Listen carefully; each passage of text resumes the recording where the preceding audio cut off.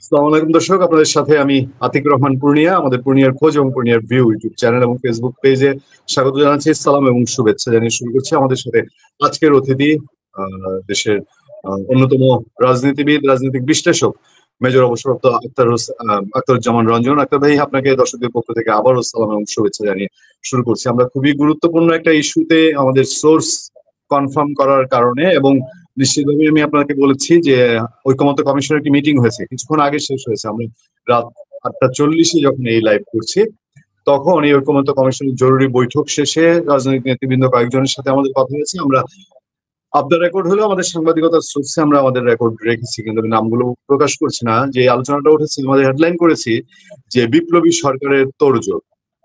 দুটি গুরুত্বপূর্ণ ইস্যুতে আমরা আলাপ করতে চাই। একটা হচ্ছে বিপ্লবী সরকারের বিষয়টা। আপনি অনেকবার বলেছেন যে এই সরকার যখন ক্ষমতা নিয়েছে তখনই কেন একটা বিপ্লবী সরকার ঘোষণা করলো না, এটা তাদের ভুল সিদ্ধান্ত ছিল। তারপর আপনি বলেছেন যে একটি জাতীয় সরকার এখনো যদি ভালো চায় তাহলে একটা জাতীয় সরকার গঠন করা দরকার। কিন্তু হঠাৎ করে এসে এখন আবার বিপ্লবী সরকারের আলাপ। এই আলাপটা কেন? বিপ্লবী সরকার হলে সরকারের ক্যারেক্টারিস্টিক্সটা কেমন হয়, কি চেঞ্জ আসবে, অন্তর্বর্তী সরকার এবং বিপ্লবী সরকারের ক্যারেক্টারে কি চেঞ্জ আসবে, এই আলাপটা আপনার একটু পর্যবেক্ষণ জানতে চাই, বিস্তারিত দর্শকদের জানাতে চাই বিপ্লবী সরকার জিনিসটা আসলে কি। পাশাপাশি আপনি জানেন যে বাংলাদেশ সেনাবাহিনী ইস্যুটাতে আমরা কথা বলছিলাম। 25 জন সাবেক এবং বর্তমান সেনা কর্মকর্তার বিরুদ্ধে ওয়ারেন্ট নিয়ে 15 জন বর্তমান সেনা কর্মকর্তা, তাদের জন্য অনেকেই মনে করছেন যে সরকার যে সাবজেক্টটি নির্ধারণ করেছে সেটা তাদের জন্য। টিআইবি একটি বিবৃতি দিয়েছে। টিআইবি বলেছে এই বৈষম্য কেন হবে, সব আসামি এক ধরনের ফ্যাসিলিটি পাওয়া উচিত। এবং আজকে পত্রপত্রিকায় দেখলাম যিনি মেজর জেনারেল কবির আহমেদ, তিনি কলকাতায় চলে গেছেন, সেখানে অবস্থান করছেন, এরকম একটি খবর পত্রপত্রিকা আছে। এই দুটি বিষয়ে আপনার পর্যবেক্ষণ এবং আপনার বিশ্লেষণ দর্শকদের জন্য আশা করছি। মেজর আখতারুজ্জামান রঞ্জন। আসসালামু আলাইকুম পূর্ণিয়া, আপনার মাধ্যমে আপনার অগণিত দর্শক শ্রোতাদেরকে জানাই আমার সালাম। আসসালামু আলাইকুম। যে যেখানে আছেন ভালো থাকবেন, সুখে থাকবেন, শান্তিতে থাকবেন। সবচেয়ে বড় কথা হলো নিরাপদে থাকার চেষ্টা করবেন। আমি তো জানি না ওনারা যে আজকে যে আলোচনা হয়েছে যমুনাতে, যে কথাবার্তা, সরি, ওই যে ফরেন মিনিস্ট্রির যে প্রশিক্ষণ কেন্দ্রে যে কি হয়েছে আমি জানি না। তোমার কাছ থেকে শুনলাম এই মাত্র যে এখানে তারা একটা কথা বলেছে। আমি জানি না কথার সত্যতা কতটুকু, এটা আমাদের মন্তব্য করা কতটুকু হবে। তবে আমি ব্যক্তিগতভাবে এখনো মনে করি একটু কারেকশন দেই, ঐকমত্য কমিশনে এটা নিয়ে আলাপ হয়নি, ওখানে আলাপ ওঠেনি। যারা ওখানে জয়েন করেছেন তারা বলেছেন যে আমরা এরকম একটি আলাপ যে ভেতরে ভেতরে হচ্ছে আমরা এটা জানি, সেরকম একটা প্রক্রিয়া চলছে। এটা ঐকমত্য কমিশনের মিটিং এ আলাপ হয়নি, একটু যোগ করলাম। ও আচ্ছা, ঠিক আছে, তাহলে থ্যাংক ইউ ক্লারিফিকেশনের জন্য। যেহেতু এটা গসিপ, এটা গসিপ পর্যায়ে আছে, এটা মানে গল্প পর্যায়ে এখনো আছে, অনেক আলোচনা করতেছে। হ্যাঁ, হয়তো এটা এটা অস্বাভাবিক না, এটা স্বাভাবিক আলোচনা, এটাই হওয়া উচিত ছিল। কারণ 5ই আগস্টের পট পরিবর্তনের পরে 8ই আগস্ট আমাদের কাছে এইভাবে কাঙ্ক্ষিত ছিল না। একটা সরকার হবে, সেটা 5ই আগস্ট হতে পারতো, 6ই আগস্ট হতে পারতো, সেটা বিপ্লবী সরকার গঠন করতে পারতো। বিপ্লবী সরকারের দায়িত্ব ডক্টর ইউনূস সাহেব 2 দিন 3 দিন পরে এসে নিতে পারতেন। কিন্তু আমাদের 3-4 দিন সরকারবিহীন রাষ্ট্র পরিচালনা করার কোনো প্রয়োজন ছিল না। কারণ আইনগতভাবে এরা তো কোন সরকারি কর্মকর্তা কর্মচারী ওই 3-4 দিন কোনো ডিউটি করে নাই, অফিস করে নাই, অফিসে যায় নাই। তাহলে এগুলো কিভাবে দেখাবেন? ছুটি দেখাবেন? এক্সট্রাঅর্ডিনারি লিভ দেখাবেন? কিভাবে তাদেরকে দেখাবেন? তাদের বেতনটা কিভাবে সে বৈধ করেছেন আপনারা? কারণ তারা তো কাজ করে নাকি, অফিস আদালতে কেউ যায় নাই এবং যেতে পারে নাই। কারণ কোন সরকার অধীনে তারা যাবে? আর তখনই আমরা বলেছিলাম যে তাৎক্ষণিকভাবে একটা বিপ্লবী সরকার গঠন করলে কন্টিনিউটি অফ দ্য গভর্নমেন্ট হইতো, একটা চলমান সরকার থাকতো, এবং বিপ্লবী সরকারের পক্ষে এই বিপ্লব উত্তর সকল সংস্কারগুলো 10টাকে সুন্দর জায়গায় নিয়ে আসতে পারতো। সাম্প্রতিক যে সমস্ত বক্তব্য আমরা শুনতে পাচ্ছি ছোট ছোট ক্ষুদ্র ক্ষুদ্র দলের কাছ থেকে, যদিও দল ক্ষুদ্র ছোট ব্যক্তি, যেমন এবি পার্টির ফুয়াদ সাহেব যে বক্তব্যটা দিয়েছেন খুবই সুন্দর, যে আমাদেরকে নতুন বন্দোবস্ত করতে হবে, নতুন ভাবে বাংলাদেশটাকে আবার গড়ে তুলতে হবে, এবং গড়ে তোলার জন্য আমাদের সামনে ঐক্যবদ্ধভাবে সবাই আগানো ছাড়া কোনো পথ নাই, এবং অতীতের জঞ্জাল মুক্ত করতে না পারলে সামনে আগানো কঠিন হবে। এটা খুবই সুন্দর বক্তব্য এবং গ্রহণযোগ্য বক্তব্য। আপনি যে বিপ্লবী সরকারের কথা বলছেন, আমিও কিন্তু প্রথম থেকে 5ই আগস্টের পর থেকে বলে আসছিলাম যে সরকারের উচিত ছিল বিপ্লবী সরকার গঠন করা। কিন্তু সরকার যে কোনো কারণে হোক, দেশীয় বিভিন্ন মানে ষড়যন্ত্র হোক, আন্তর্জাতিক চক্রান্তের কারণে হোক, বা সাহস ছিল না হয়তো, বা সেভাবে জাতিকে ফেস করার মতো মানসিকতা ছিল না হয়তো। ফলে সেদিন তারা বিপ্লবী সরকার গঠন না করে সংবিধানে পথে হাঁটলেন এবং তারা যে রাষ্ট্রপতি নির্বাচিত হয়েছে পতিত সরকারের শেখ হাসিনা, উনাকে এখন পর্যন্ত রেখে দিলেন এবং উনার অধীনে উনার শপথ নিয়ে করলেন। এটা কিন্তু মোকারি হয়েছে। মোকারি যেটা বলতে বুঝেন, এটা জাতির সঙ্গে তামাশা করা হয়েছে। এটা এটা এটা সংবিধানকেও তামাশা করা হয়েছে, জাতির সামনে তামাশা করা হয়েছে। জাতি জানে না কে সরকার হচ্ছে, কেন হচ্ছে, এরা কারা, কোত্থেকে আসলো, কে তাদেরকে নিয়ে আসলো। এনজিও চাকরি করে, এনজিও কর্মচারীদের নিয়ে এসে আপনারা বানায় দিলেন। জাতির সঙ্গে এদের কোনো সম্পর্ক নাই। এরা বেশিরভাগই জাতির সামনে সুদখোর হিসেবে পরিচিত। যারা যারা সবাইকে জানে গ্রামে গঞ্জে ম্যাক্সিমাম এনজিও গুলা যারা টাকা লগ্নি করে, তারা চড়া সুদে টাকা দেয়, তাদের কাছে সার্ভিস পাওয়া যায় না। এরকম অনেকের বিরুদ্ধে বাংলাদেশি জনগণের অফুরন্ত অভিযোগ আছে। কিন্তু সেই অভিযোগগুলো এনজিওদের কারণে পত্র পত্রিকায় লেখা যায় না, লেখানো হয় না। কারণ আপনি জানেন যে একবার বিবিসির মতো টেলিভিশনে ব্রেক নিয়ে একটা আলোচনা করার পরে বিবিসি রিপোর্টারকে তাৎক্ষণিকভাবে বাংলাদেশ থেকে চলে যেতে হয় নাই, তার লন্ডন থেকে তার চাকরিচ্যুত করা হয়েছিল। কাজে এনজিওরা খুব দুর্বল মনে করেন না, প্রচন্ড শক্তিশালী তারা। ফলে তাদের কোনো অপকর্মের বিরুদ্ধে কোনো লেখালেখি করার ক্ষমতা বাংলাদেশের কোনো মিডিয়াতে নাই। এবং সোশ্যাল মিডিয়াটা তো মোটামুটি এদের দখলে, এনজিওদের দখলে, তাই এখানেও সম্ভব না। কাজেই এই এনজিও দিয়ে সরকার গঠন করলেন। তারপরে মানুষের প্রত্যাশা ছিল হয়তো এই সরকারটা ভালো কিছু করবে ডক্টর ইউনূসের দিকে তাকিয়ে। তারপরে দু চারজন উপদেষ্টা যারা আসছিলেন তারাও ভালো ছিলেন। তারা মানে প্রথম দিকে তো brigadier Sakhawat was very promising, কথাবার্তা খুব স্পষ্ট করে বলছিলেন এবং অনেক আগাম কথা বলে বেচারা বিপদে পড়ে গেছেন। নাহলে উনি তো অবস্থাটা সঠিকই নিয়েছিলেন, উনি ঠিকই বলেছিলেন। পরবর্তীতে সবাই কথাটা বললেন, কিন্তু মাঝখান থেকে ব্রিগেডিয়ার সাখাওয়াতকে অনেকের চোখের অনেকের কাছে মানে উনি বিতর্কিত হলেন, ওনাকে দৃষ্টিতে উনি খারাপ হয়ে গেলেন।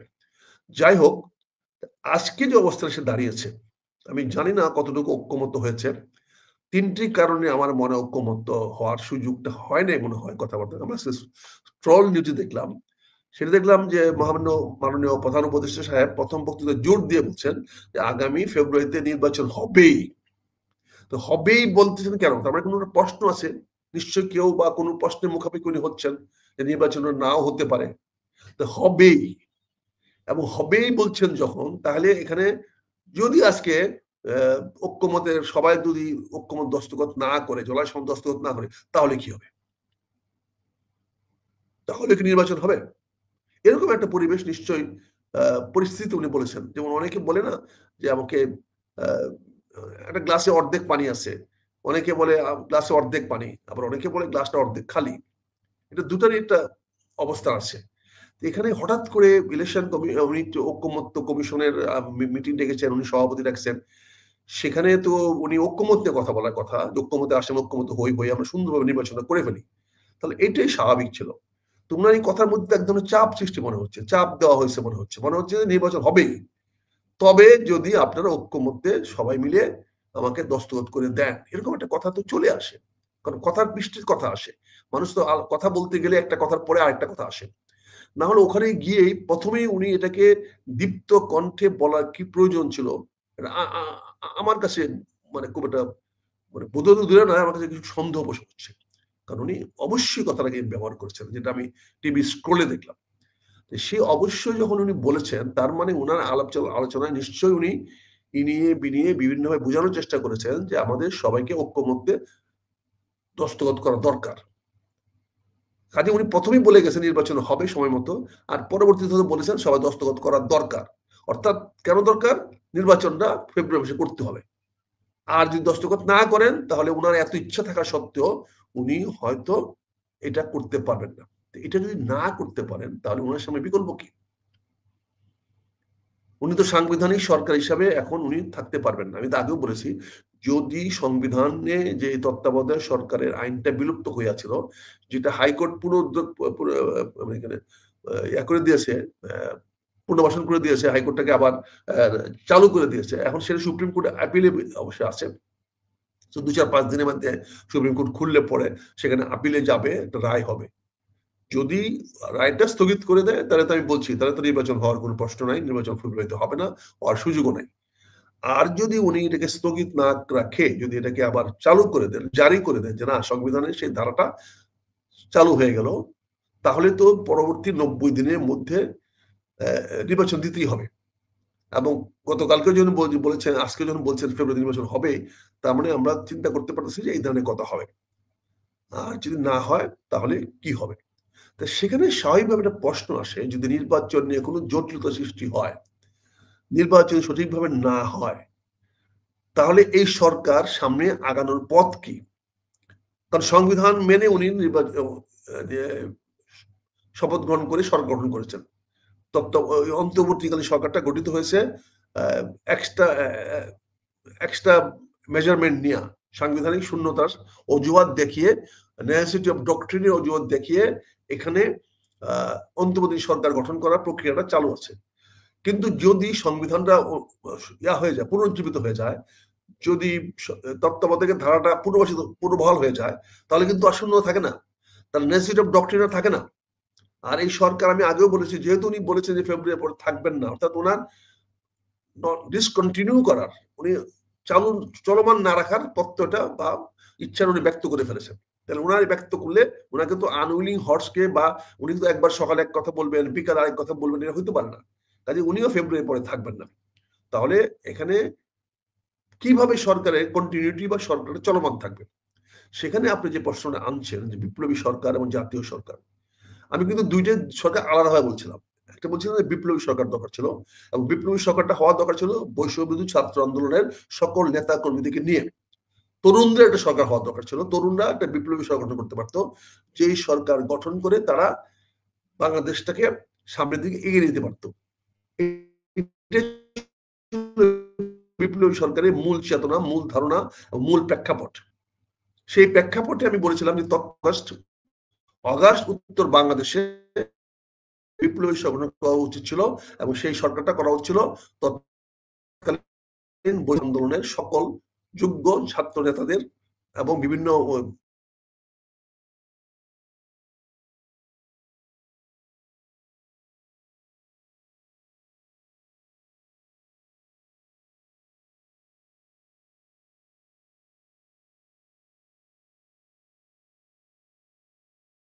আমরা কয়েকটা সেকেন্ড দর্শক অপেক্ষায় থাকতে পারি। আখতারুজ্জামান রঞ্জনের এন্ডে কখনো কখনো একটু সমস্যা আমরা দেখতে পাই। আমি খুবই ক্ষুব্ধ। আমি যেটা বলছিলাম, কথাটা কন্টিনিউ করছিলাম, সেই কথাটা যেটা আমি চালাচ্ছিলাম সেটা হচ্ছে যে 5ই আগস্টের পরপরই তখন ওই বৈষম্য ছাত্র আন্দোলন নেতাদের নিয়ে এবং তাদের ঘনিষ্ঠ, তাদের আস্থাভাজন ব্যক্তিদের নিয়ে, তাদের সঙ্গে যারা বিশ্বাসী একত্র, তাদেরকে নিয়ে একটি বিপ্লবী সংগঠন করা উচিত ছিল। তারপরে আমি বলেছিলাম যে একটা জাতীয় সংগঠন করা ছিল। তাহলে কি হচ্ছে যে ওই আস্থা, যে ছাত্রদের আস্থা উপদেষ্টারা হারিয়েছেন, বা উপদেষ্টারা ছাত্রদের সঙ্গে টিউনিং করতে পারছেন না, এখন যে কারণে এই সরকারটা নড়বড়ে হয়ে গেছে বলে একটা বিপ্লবী সরকার প্রয়োজন, এরকম কি? তাহলে আমি আপনার প্রশ্নগুলো শুনতে পাচ্ছি না। বললাম যে ছাত্ররা যারা বা এই তরুণ নেতারা বলছেন, এদের আস্থা উপদেষ্টারা হারিয়েছেন, বা উপদেষ্টারা নিজেরাও বিভিন্ন ভাবে অভিযুক্ত হয়ে গেছে। আমি যেটা বলছিলাম আপনাকে, জি জি প্লিজ।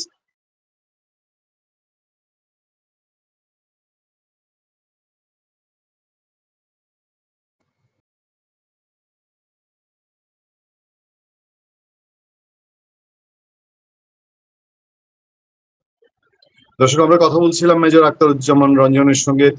তার এন্ডে তিনি সেদিনও আমাদেরকে ক্ষুব্ধ প্রতিক্রিয়া জানিয়েছেন গ্রামীণ ফোনের উপরে, সাংঘাতিক ক্ষুব্ধ ছিলেন আখতার ভাই। গ্রামীণ ফোনের সার্ভিসের উপরে প্রচন্ড। আমি সেটাই দর্শকদের বলছিলাম। বুঝতে পারি না, আমি যে কথাটা কন্টিনিউ করছি। আচ্ছা, আপনি একটু কন্টিনিউ করেন। আমি সেটা আবার বলছি যে যেহেতু তৎকালীন সময়ে আমি বলেছিলাম যে বিপ্লবী ছাত্র আন্দোলনের নেতাদের সমন্বয়ে সকল নিয়ে একটা কথা বলতে পারি, যারা শেখ হাসিনা বিরোধী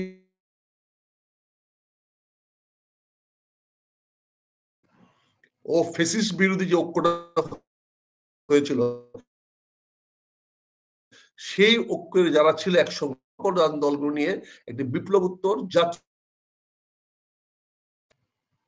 এবং আমি সেটা বলছিলাম যে ওই পরে যদি বিপ্লবী সরকার গঠন করতে পারলেন না, বিপ্লবী সরকারের পরবর্তী ধাপে বলেছিলাম যে তাহলে আপনাদের একটা জাতীয় সরকার গঠন করা হয়েছিল সকল রাজনৈতিক দলকে নিয়ে, যারা আওয়ামী লীগ বিরোধী বা আওয়ামী লীগের যে তাদের বিরোধী ছিল, শেখ হাসিনা সরকারের বিরুদ্ধে সংগ্রাম আন্দোলন করেছে, যারা বিভিন্ন ভাবে কাজ করেছে, তাদেরকে নিয়ে একটি জাতীয় সরকার গঠন করা দরকার ছিল।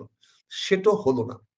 এখন যেটা হতে পারে, যদি এই সরকারের কন্টিনিউটি যদি না, কন্টিনিউ করার উপায় এখন নাই, পথ বন্ধ হয়ে যাচ্ছে, কাজে আমি মনে করি এখন যেটা হতে পারে, নভেম্বরের প্রথম দিকে যদি আমরা একটা বিপ্লব উত্তর আবার নতুন করে যদি একটা বিপ্লবী জাতীয় সরকার গঠন করি, এবার হতে পারে বিপ্লবী জাতীয় সরকার, অর্থাৎ সকল বৈষম্য ছাত্র আন্দোলনকে নেতৃত্বে ওদেরকে সাথে নিয়ে, ওদের যে যেখানে তাদেরকে সাথে নিয়ে এবং বিভিন্ন রাজনৈতিক দলগুলোকে নিয়ে ডক্টর ইউনূস সাহেবের নেতৃত্বেও হতে পারে, এটা কোনো অসুবিধা নাই, সমস্যা নাই। এবং বর্তমান উপদেষ্টা যারা আছে তারা সবাই থাকতে পারে, বা 2-4 জন যারা বিতর্কিত হয়ে গেছেন তাদেরকে বাদ হতে পারে। একটা নতুন বিপ্লবী জাতীয় সরকার হতে পারে, যেখানে সংবিধানকে স্থগিত রাখতে হবে এবং সেখানে সেনাবাহিনীকে তাদের আস্থায় নিতে হবে। এবং সেনাবাহিনীকে যদি আপনি, সশস্ত্র বাহিনীকে যদি আপনি এই বিপ্লবী জাতীয় বিপ্লবী সরকারের অধীনে রাখতে না পারেন, তাহলে সেই সরকারটা কার্যকরী হবে না। তো এখানে 3টা ফোর্সকে আপনি একখানে করতে পারেন। একটি হলো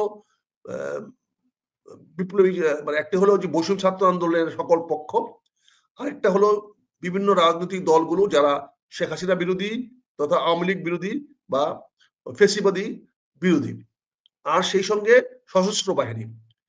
এই 3টার কম্বিনেশন হয়ে, 3টাকে নিয়ে আপনি একটা পরবর্তী কয়েক বছরের জন্য, 3-4 বছরের জন্য একটা জাতীয় বিপ্লবী সরকার বা বিপ্লবী জাতীয় সরকার গঠন করতে পারেন, যেখানে সংবিধান সাসপেন্ড থাকবে এবং এই বিপ্লবী সরকার যখন যে আইন প্রয়োজন মনে করবে সেইভাবে আইন করে যাকে যেখানে কাজে লাগানো দরকার লাগাবে। যারা তার কথা শুনবে না তাদেরকে তাৎক্ষণিকভাবে বরখাস্ত করতে পারে, পানিশমেন্ট দিতে পারে, সাজা দিতে পারে এবং তাদের বিরুদ্ধে ব্যবস্থা নিতে পারে। এই সংবিধান রেখে, আইনের বিধান রেখে, এই যে নিয়ম নীতি মানতে গিয়ে আমি যেটা কথা বলছি, এখন এই সেনাবাহিনীকে নিয়ে বিতর্ক হচ্ছে, অফিসারদের ট্রায়াল নিয়ে বিতর্ক হচ্ছে, এই ধরনের বিতর্ক তখন হতো না, এই ধরনের বিতর্কে কোনো সুযোগ হতো না তখন। এটা যে আমি এখনো মনে করি, আমার ব্যক্তিগত সুপারিশ থাকবে যদি আমাকে বলেন, তাহলে এখন আমি মনে করি যে বৈষম্য ছাত্র আন্দোলনের নেতৃবৃন্দদেরকে নিয়ে সকল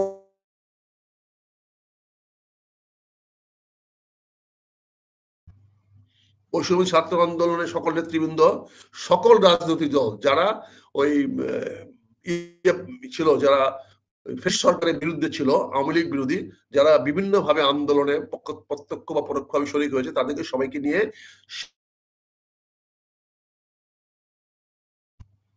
সেনাবাহিনীর সার্বিক সহায়তায় এবং সেনাবাহিনীকে ফ্রন্ট লাইন রেখে, মাঠে রেখে একটি বিপ্লবী জাতীয় সংগঠন করা যেতে পারে। এটা করলে মন্দ হবে না এবং সরকারকে মিনিমাম বলে দিতে। এখন আক্তার ভাই, এখানে প্রশ্ন ওঠে যে আপনার 2টা বিষয় আপনি অনেক সময় বলেন যে ফ্যাসিস্টদের, আওয়ামী লীগের 4 থেকে 5 বছর, আপনি সবসময় বলেন যে আগামী 4-5 বছর কোন নির্বাচন হবে না, এই বিপ্লবী সরকার চালিয়ে যাবে, তাহলে দেশে একটা স্থিতি অবস্থা আসবে, মানুষের মধ্যে আস্থা ফিরে আসবে, দেশে কাজ কাম হবে এবং নির্বাচনের প্রয়োজন পড়বে না। বিএনপি সেখানে একটা মেজর রোল প্লে করতে পারে, জামাত একটা মেজর রোল প্লে করতে পারে এবং এই সকল রাজনৈতিক দলগুলোর থেকেই প্রতিনিধি থাকতে পারে। এনসিপি বলেন, এবি পার্টি বলেন, বিভিন্ন অন্যান্য ঐক্য পরিষদ বলেন, ছাত্র সংসদ বলেন বা নাগরিক পার্টি বলেন, সবার কাছ থেকে 1-2 জন করে নিয়ে আপনি একটা 50-60 সদস্য বিশিষ্ট সরকার গঠন করতে পারেন এবং দরকার পড়লে সেখানে একটা বিপ্লবী পরিষদ গঠন করতে পারেন। সেখানে আপনি ইচ্ছা করলে 200 বা 300 লোককে দিয়ে প্রতি অঞ্চল থেকে একজনকে নিয়ে প্রতিনিধিশীল করে আপনি একটা বিপ্লবী পরিষদ গঠন করতে পারেন, যে বিপ্লবী পরিষদ সরকারের পিছনে কাজ করবে, যারা সরকারকে গাইডিং করবে, সরকারকে টুইস্টিং করবে, সরকারের টেল টুইস্টের সব কাজ করবে, সরকার যখন ডানে বায়ে যেতে চায় তাদেরকে যেন কন্ট্রোল রাখতে পারে। 300 সদস্য বিশিষ্ট একটা বিপ্লবী পরিষদ করে দেওয়া যেতে পারে। সেই বিপ্লবী পরিষদ থেকে আপনি একটা বিপ্লবী জাতীয় সরকার গঠন করতে পারেন। কাজে এগুলো যদি আপনি ইতিবাচক সলিউশন চান, ইতিবাচক সমাধান, রাষ্ট্রটাকে আপনি জনগণের কল্যাণে আপনি কাজে লাগাতে চান, আর যদি করেন আপনারা যার যার ঘাটতারামি করবেন, যার যার নিজের পজিশন দরকার পড়বে, আমাকে মারাতে হবে, আমাকেই পদ দিতে হবে, আমি এই কাজটা করব, পদধারীদের লোকদের কথা তো শুনতে চাই না আমরা। যারা পদ পেয়েছো, বাবা কথা বন্ধ করো, কাজ করো। তোমাকে পদ দেওয়া হয়েছে তোমাদের বক্তৃতা শোনার জন্য, তোমাদের কাছ থেকে আমরা শুনতে চাই না। তোমাদেরকে যারা দায়িত্ব দিয়েছি, বক্তৃতা বন্ধ করো, টেলিভিশনে কথা বলা বন্ধ করো, কাজ করো। তুমি যে কেমন মুরদ, কাজ করে দেখাও। ওই যে টেলিভিশন অ্যাডভার্টাইজের মতো যে দেখান এত এনার্জি কোথায় পায়, ওই মেয়েটাকে ঠিক মতো এরকম ঠাপান, তাহলে ঠিকই মেয়ে ওটা বলবে যে এত এনার্জি কোথায় পাও। জাতির কাজ করেন, দায়িত্ব পালন করেন, তো জনগণই বলবে যে আপনি এত এনার্জি কোথায় পান। কাজে এনার্জিটাকে দেখা যায়, আপনাদের এনার্জি আছে, ইউ আর এনার্জেটিক। কাজে জাতীয় দায়িত্ব পালন করেন, চাপাবাজি বন্ধ করেন। নেতাদের ডেলি চাপাবাজি আমরা শুনতে চাই না, আমরা নেতাদের খবর রাখতে চাই না, ওনার বাইশে আছে না মরে আছে, কিন্তু ওনাদের কাজ দেখতে চাই। আজকে শিক্ষকরা 3 দিন ধরে রাস্তায় পড়ে আছে, আপনি শিক্ষামন্ত্রীর উপদেষ্টা একটি শব্দ শুনতে পেরেছেন? তোকে কেন রাখছেন? এই শিক্ষকরা রাস্তায় কান্নাকাটি, বৈধ হোক অবৈধ হোক যাই কিছু হোক, সে তো ফেস করবে। তার জন্য কেন 3-4 দিন মানুষ এই ভোগান্তি হলো, এটা দায়ী শিক্ষক নেবে না। কিন্তু শিক্ষামন্ত্রী আছে বলে তো বাংলাদেশে মনে হয় না। কাজে দয়া করে কাজ দেখান, আপনাদেরকে আমরা কাজ দেখতে চাই। যতক্ষণ পর্যন্ত কাজ দেখাতে না পারবেন ততক্ষণ পর্যন্ত আপনাদের এই চাপাবাজি, এই বয়ান শুনে লাভ নাই। আপনারা বহুত বয়ান দিচ্ছেন, আপনাদের নসিহতের জন্য জাতি বসে রয়েছে না। আপনি নসিহত দিতে হবে, আপনার অফিসের কাজ ছেড়ে গিয়ে ওখানে অনুষ্ঠানে গিয়ে বক্তৃতা দিবেন। অনুষ্ঠানে যাওয়া দরকারটা কি আপনার? আপনি অনুষ্ঠানে গিয়ে বক্তৃতা দিতে হবে কেন? আপনি যদি কিছু বলার থেকে প্রেস কে ডাকেন না, ডেলি একবার করে ডাকেন, আমার সারাদিন 24 ঘন্টা কি কাজ করলাম আপনারা জাতির সামনে বলে দেন। আপনাকে ওই বিভিন্ন ধান্দাবাজ লোকদের কাছে গিয়া ওই মিটিং এ যেতে হবে কেন? ওখানে গিয়া করতে হবে। সভা করার অভ্যাস বাদ দেন না। আপনার জনমত তৈরি করার কোনো প্রয়োজন নাই। আপনার দয়া করে কাজগুলা করেন, নিজের দায়িত্ব সঠিকভাবে পালন করেন, এবং পালন শুধু নয় করে দেখান জনগণের সামনে যে হ্যাঁ আপনি করতে পারেন, আপনার করার তাগদ আছে, শক্তি আছে। আমি মনে করি জাতীয় সরকার, বিপ্লবী সরকার এবং সম্মিলিতভাবে সেনাবাহিনীকে নিয়ে, তরুণদেরকে নিয়ে, বৈষম্য ছাত্র আন্দোলন নেতাদেরকে নিয়ে একটি জাতীয় বিপ্লবী সরকার, এখনো একটি বিপ্লবোত্তর জাতীয় সরকার, বিপ্লবী জাতীয় সরকার গঠন করতে পারে, যার চালিকা শক্তি হবে সশস্ত্র বাহিনী। সশস্ত্র বাহিনীকে নিয়ে এবং সকল বাহিনী, ছাত্র যুবকদেরকে নিয়ে। আমি আবার আসবো আপনার কাছে, আমি একটুখানি আরেকটা বিষয় একটু আপনার কাছে একটু পরিষ্কার হতে চাই। আমি মনে করি আপনার এই ধারণার সঙ্গে জাতীয় সরকার হলে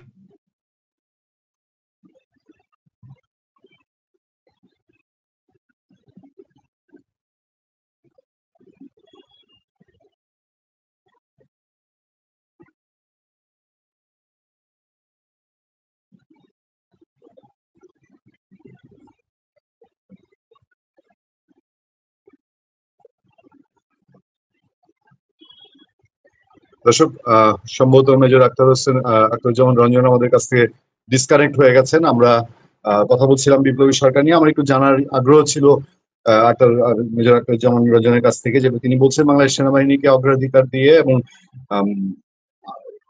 ফেসিবাদ বিরোধী শক্তিকে নিয়ে একটি জাতীয় বিপ্লবী সরকার। তবে আমি যে প্রশ্নটা ওনার কাছে রাখতে যাচ্ছিলাম, যে উনি মেজর আখতারুজ্জামান রঞ্জন উনিও সবসময় বলেন যে আওয়ামী লীগের যারা অপরাধী তাদের বিচার করে, এবং অন্য যারা আছে তাদের সমর্থক, কারণ তাদের একটা বিশাল সমর্থক গোষ্ঠী, সো দ্যাট এই সমর্থক গোষ্ঠীকে বাকি রেখে একটি বিপ্লবী সরকার সারা দেশকে আবার কিভাবে ঐক্যবদ্ধ করতে পারবে, নাকি যে কারণে ব্যর্থ হচ্ছেন ডক্টর ইউনূস সরকার, প্রায় ব্যর্থতায় পর্যবসিত, সেই ব্যর্থতা আবার বিপ্লবী সরকারের কাঁধে আসবে, আরো একটি গোলযোগ লাগবে। এবং অনেকেই গৃহযুদ্ধের আশঙ্কা করেন, মেজর আক্তার করেছেন, এর আগে প্রফেসর কলিমুল্লাহ করতেন, সেই সব দিকে আবার দর্শকরা যাবে কিনা। মেজর আখতার হোসেন রঞ্জন আবারও যোগ দিয়েছেন আমাদের সাথে। আমরা এই মতামতটা, তবে আমি একটু 1 মিনিট আরেকটা জিনিস একটু পরিষ্কার হওয়ার জন্য, তার আগে আমি 2-3টা কমেন্টের দিকে একটু নজর দিতে চাই, শুধু জেনে থাকার জন্য। আপনার কোনো বিশ্লেষণ এখানে আমি জরুরি, আপনি প্রয়োজন মনে করলে করতে পারেন। বিপ্লবী সরকার নাকি তত্ত্বাবধায়ক সরকার, 21শে অক্টোবর সুপ্রিম কোর্টের দিকে তাকিয়ে আছে, এরকম একটি বক্তব্য। তারপর আরেকজন বলছেন দর্শক যে বিপ্লবী পরিষদ যাদেরকে নিয়ে গঠন করা, তারা যদি উপদেষ্টা পরিষদের মধ্যে দুর্নীতি পরায়ণ হয় তাহলে দেশের অবস্থা কি হবে, আপনার কাছে জানতে চাইছে। পাশাপাশি সুপ্রিম কোর্টের বিষয়টি বারবারই আসছে, বিপ্লবী সরকার নাকি তত্ত্বাবধায়ক সরকার। 31শে অক্টোবর বাংলাদেশ সুপ্রিম কোর্ট তত্ত্বাবধায়ক সরকারের রায় দিচ্ছেন। তারও আরো বিভিন্ন রকম মন্তব্য আছে। আপনার কাছ থেকে অনেকে জানতে চান যে আপনি কিশোরগঞ্জ ইলেকশন করছেন কিনা, আমি নির্বাচন করছি কিনা জানতে চায় একজন। তারপর উপদেষ্টা পরিষদের দুর্নীতি নিয়ে মন্তব্য আছে। পূর্ণিয়া ভাইকে কেন গ্রেফতার করতে হবে বুঝলাম না, একজন বোধহয় গ্রেফতারের দাবি জানিয়েছে, আমি জানি না আমার কি অপরাধ। তারপর আরেকটা ভালো বিশ্লেষণ আছে একজনের, বিএনপি তো ছাগলের 3 নাম্বার বাচ্চার 3 নাম্বার বাচ্চা, বর্তমানে নাবালক পার্টিকে তো বিএনপি ভয় পায়। বিপ্লবী সরকার হাসি লাগে কথা শুনে, আসল কথা বলেন আক্তার ভাই, সেনা শাসন জারি কি, সেনা শাসন জারি হচ্ছে কি।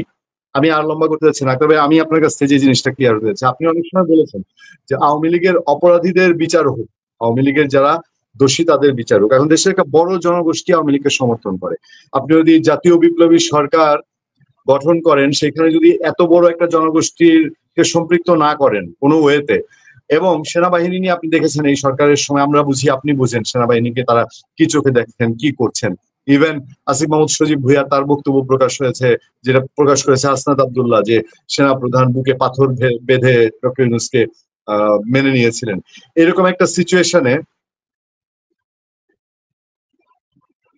যাক, মেজর আক্তার হোসেন রঞ্জনের এখানে আজকে বোধহয় নেটওয়ার্ক খুবই সমস্যা। আক্তার ভাই যদি আবার ব্যাক করেন আমরা তাহলে আক্তার ভাই এই বিষয়টা আপনি এই বিষয়টা মতামত শুনতে পাচ্ছেন? জি, এই বিষয়টা আপনার মতামত জেনে শেষ করবো আজকে। আমি আপনার কমেন্ট শুনলাম। সরকারের সেনাবাহিনীর উপরে কেন এত আক্রোশ? আওয়ামী লীগের যে সমর্থক গোষ্ঠী এত বিপুল জনগণকে বাইরে রেখে জাতীয় বিপ্লবী সরকার কতটা সফল হবে? আপনি বলছেন যে ফ্যাসিস্ট বিরোধী শক্তিদেরকে নিয়ে বিপ্লবী জাতীয় সরকার এবং সেনাবাহিনীকে গুরুত্ব দিয়ে, কিন্তু আমাদের সেনাবাহিনী নিয়ে এই সরকারের দৃষ্টিভঙ্গি সম্পর্কে সবাই জানে, সবার ধারণা ক্লিয়ার। আর আওয়ামী লীগের এত বড় একটি সমর্থক গোষ্ঠীকে বাইরে রেখে আপনি যখন একটি শক্তিশালী সরকার চিন্তা করবেন, তাহলে সেটা কিভাবে সম্ভব? আওয়ামী লীগের বিচার করেন, আওয়ামী লীগের অপরাধীদের বিচার করেন, কিন্তু তার যে সমর্থক গোষ্ঠীটা আছে তাকে বাদ দিয়ে কিভাবে সম্ভব? আক্তার ভাই।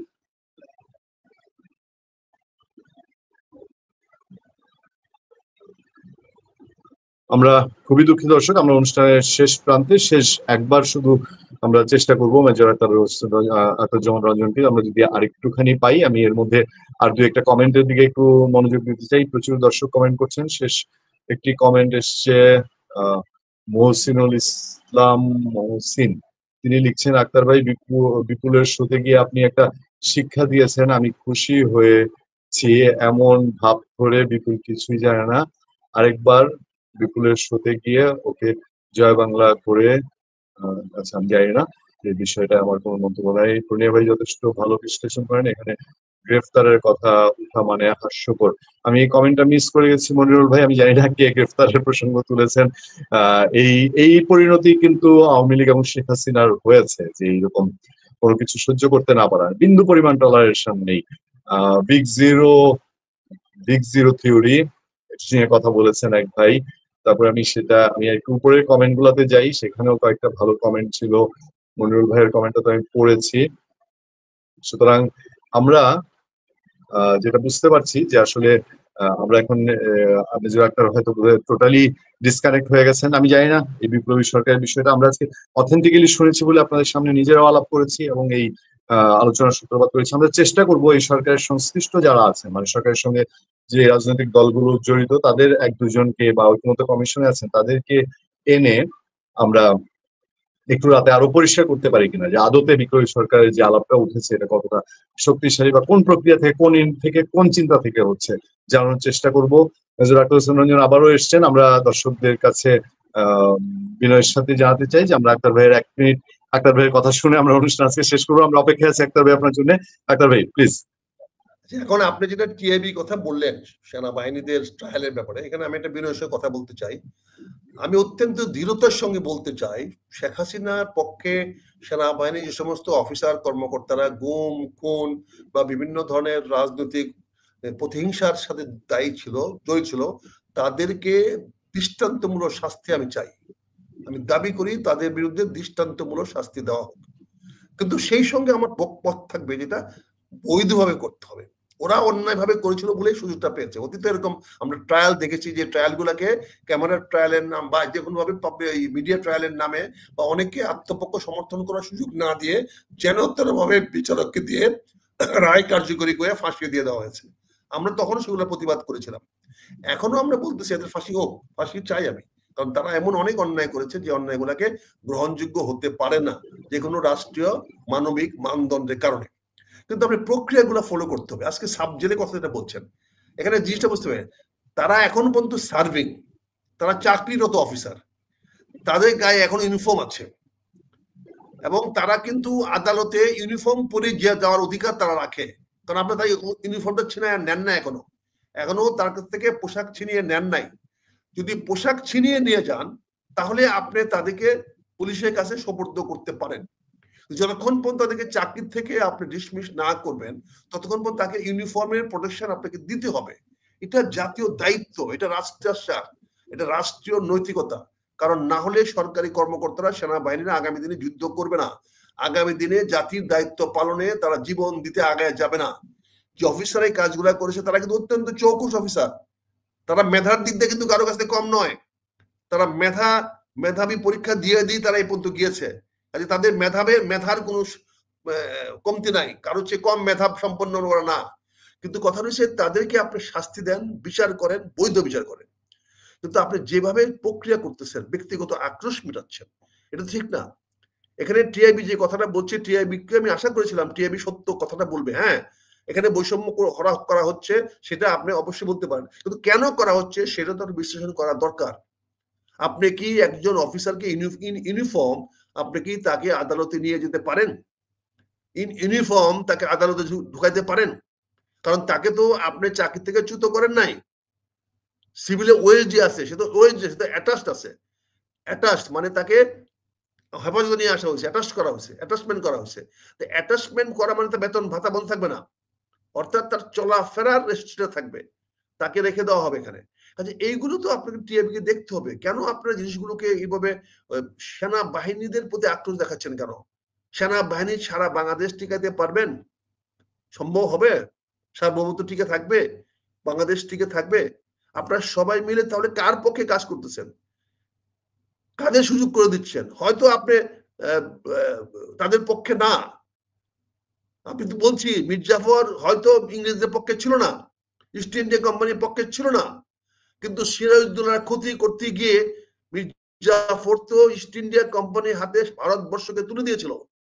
আপনারা কি চাচ্ছেন আজকে বাংলাদেশ সেনাবাহিনীর কতিপয় অফিসারদের বিরুদ্ধে আপনাদের বিশুদ্ধার দেখাতে গিয়ে, তাদের প্রতি আপনাদের আক্রোশ দেখাতে গিয়ে, তাদের ক্ষতি করতে গিয়ে আপনি সারা বাংলাদেশের জনগণের ক্ষতি করে ফেলবেন, বাংলাদেশের স্বাধীনতা, সার্বভৌমত্ব, ভৌগোলিক অখণ্ডতা নষ্ট করে ফেলবেন, বাংলাদেশের সেনাবাহিনীকে কি এত আক্রোশ? কিসের আক্রোশ? সেনাবাহিনী তো ক্ষতিগ্রস্তের সহযোগিতা করেছে। না, এখানে আমার প্রতিবাদ। এখানে আমি ওই অফিসারদের পক্ষে নিচ্ছি না। আমি অফিসারদের ফাঁসি হলেও আমি এতটুকু দিতে পারবো না, আমি চাইবো। তাহলে আপনি কেন দাবি তোলেন না? টিআইবি কেন বলেন না তাহলে আরেকটা ট্রাইব্যুনাল সেনাবাহিনীর মধ্যে করা হোক? আপনি তো আমার আন্তর্জাতিক অপরাধ ট্রাইব্যুনাল অ্যাক্টে আরো আদালত করতে তো কোনো মানা নাই। আপনি আরেকটি আদালত সামরিক বাহিনীতে করেন, সেখানে সামরিক কর্মকর্তা দিয়ে বিচার বসান, সেখানে তদন্ত ওখানে দিতে পারেন, একটা তদন্ত সামরিক বাহিনীতে করান, পুলিশে লাগবে তো কথা নাই। অপরাধ আন্তর্জাতিক অপরাধ ট্রাইব্যুনাল অ্যাক্টের অধীনে পুলিশের কোনো কিছু করার নাই। এখানে তিনটি স্টেজ, তিনটি স্তর। একটি ট্রাইব্যুনালের বিচারক নিয়োগ, ট্রাইব্যুনাল গঠন, দ্বিতীয় হলো তদন্ত প্রতিষ্ঠান তৈরি করা বা তদন্তকারী নিয়োগ করে দেওয়া, তৃতীয়ত হলো প্রসিকিউটর নিয়োগ দেওয়া। সেই প্রসিকিউটর তো আপনি জেনারেল দিতে পারেন, আর্মি অফিস দিতে পারেন, আপনি তদন্ত করার দায়িত্ব তো আর্মিকে দিতে পারেন, আপনি কোর্ট তো আর্মিকে তো করাইতে পারেন, নট নেসেসারি কোর্ট জজ কোর্টের লোক লাগবে। আপনি তিনটা দিয়ে সেনাবাহিনীতে কোর্ট করে আপনি তাদের বিচার করান, দরকার বলে সেই বিচারটা প্রকাশ্যে করান, সবাইকে দেখান, কিন্তু বিচারটা ইউনিফর্ম পরে তারা বিচার আর্মির কোর্টে আসুক। যদি তারা দোষী হয় তাদের ফাঁসি হবে, যদি নির্দোষ হয় তারা তাদের চাকরিতে পূর্ণ বল হবে। এখানে তো তাদের মান সম্মানের প্রশ্ন না, প্রশ্ন হলো প্রসিডিউর। এখানে কাকে অপমান করলেন কাকে অপমান করলেন না সেটা বড় কথা না, বড় প্রসিডিউর। আমি মনে করি ইউনিফর্মধারী কোনো অফিসারকে কোনো অবস্থাতেই সামরিক আওতার বাইরে কোনো বেসরকারি আদালতের বিচারের সামনে নেওয়াটা সৈনিকদের মনোবলের প্রতি আঘাত করা হবে, সেনাবাহিনীর মনোবলের প্রতি আঘাত করা হবে, দেশের সশস্ত্র বাহিনীকে দুর্বল করা হবে, জাতীয় সার্বভৌমত্ব ক্ষুণ্ণ করা হবে, দেশের অখণ্ডতাকে হুমকির মধ্যে ফেলে দেওয়া হবে। এটি হলো আমার অভিযোগ। এটার জন্য আমি দায়ী হতে পারি অভিযোগ আনার জন্য, সেটার জন্য আমার বিচার আপনারা করতে পারেন, কিন্তু আমি শেষ মুহূর্ত পর্যন্ত বলে যাব যে সেনা কর্মকর্তাদেরকে আপনি পাবলিক কোর্টে নিয়ে হ্যারাসমেন্ট করার কোনো অধিকার নাই, আর সাব জেল তৈরি করে কোনো বৈষম্য সৃষ্টি করা হয় নাই। এটাই সার্ভিং অফিসারদের প্রতি প্রপার তাদের যতটুকু পাওনা তাই দেওয়া হয়েছে, এর বাইরে কিছু দেওয়া হয় নাই। অযথা সেনাবাহিনীর বিরুদ্ধে এভাবে প্রপাগান্ডা আপনারা দয়া করে করবেন না।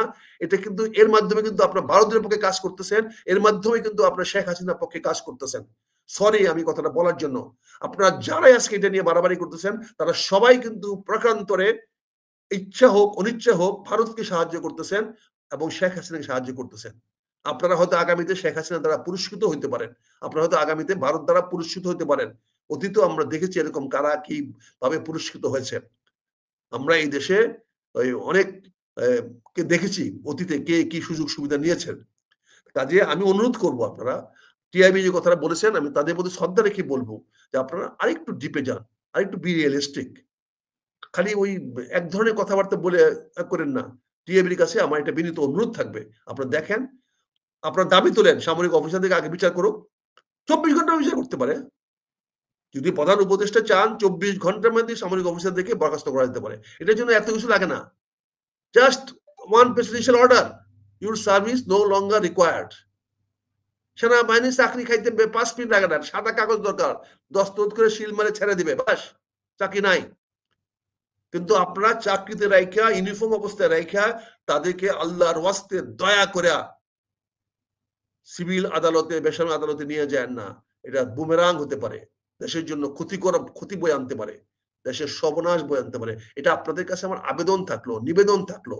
আমি দেশের ক্ষুদ্র নাগরিক হিসাবে এটা আপনাদেরকে জানানো আমি আমার নৈতিক দায়িত্ব বলে মনে করি, তাই আমি কথাগুলো বলছি। সবাই ভালো থাকবেন, সুখে থাকবেন, সুন্দর থাকবেন। এই বাংলাদেশটাকে নিরাপদ রাখার চেষ্টা করেন।